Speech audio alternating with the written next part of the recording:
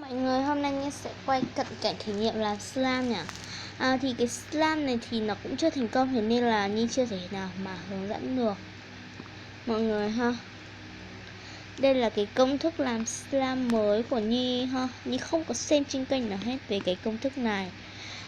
Nhi cũng không biết là có bạn nào đăng chưa, nhưng mà cái công thức này thì Nhi không có xem của ai, Nhi tự sáng chế nha mọi người. Mọi người có thể thấy này, nó vẫn còn hơi dính á. Anh kẹo dâu.